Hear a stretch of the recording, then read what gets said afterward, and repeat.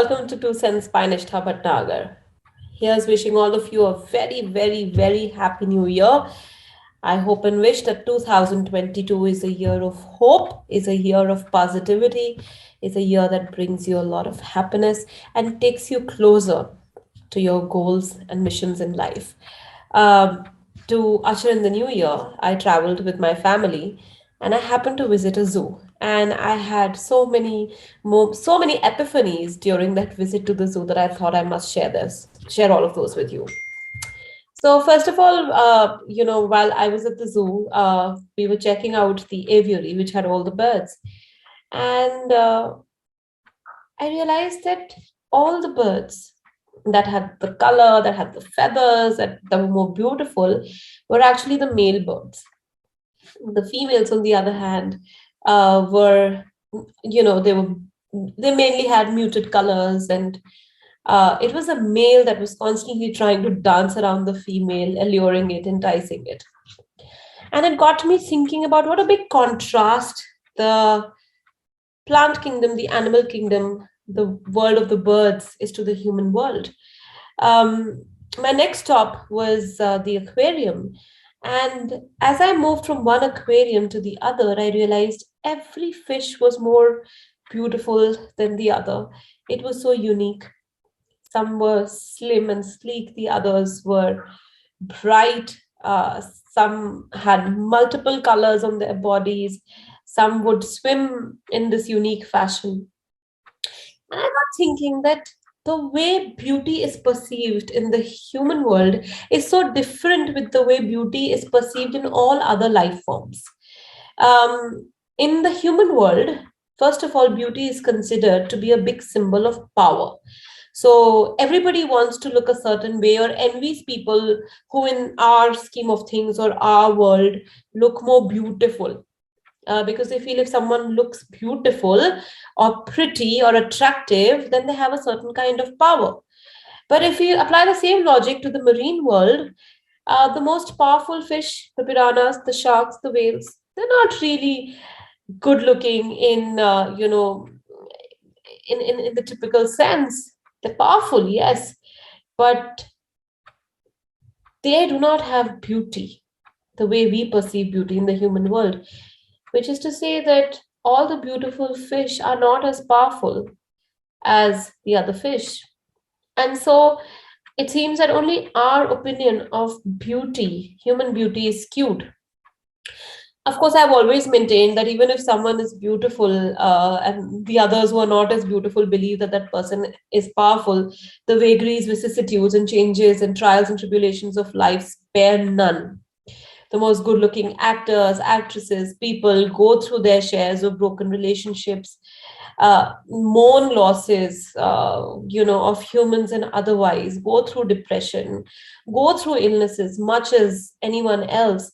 Yet we continue to be in pursuit of this fallacious sense of beauty that we think gives us power.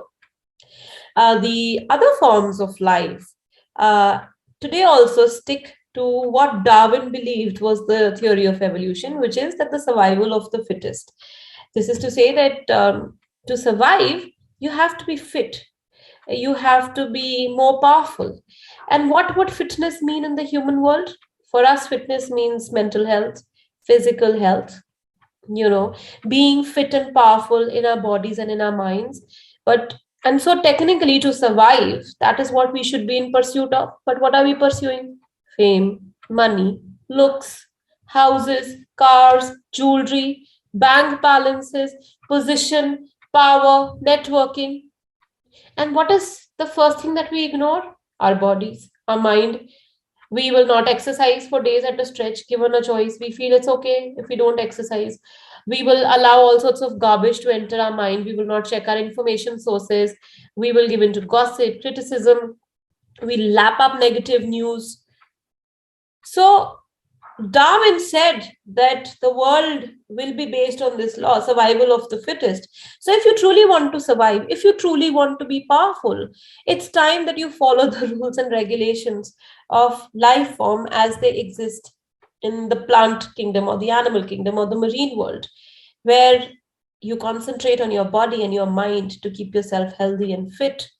You do not give beauty the importance that you do, because beauty does not mean power. Beauty does not ensure that you're going to live a healthy, happy life.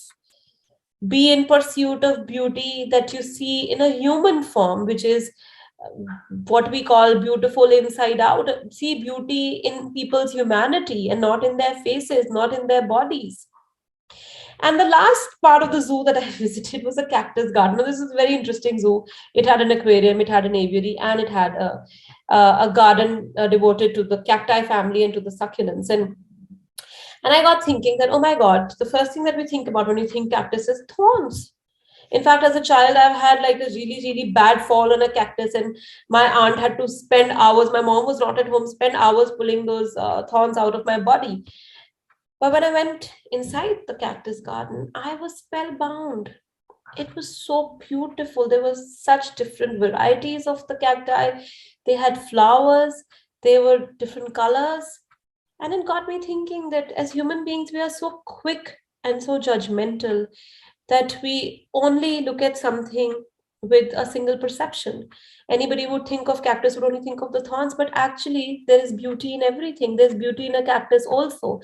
And the cactus is one of the strongest plants. It is one of the few plants that can survive in a desert. We go in a desert, we won't be able to survive, but it has the qualities to even survive in a desert. And so every human being that we see flaws in always has a negative. There'll always be something beautiful to find in every human being, but we fail to.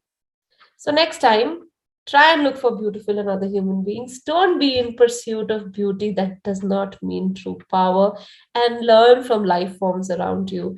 There's always inspiration to see and seek in your environment. Share your comments in the comment section below. Have a great year ahead and keep watching Two Cents by Nishtha Bhatnagar.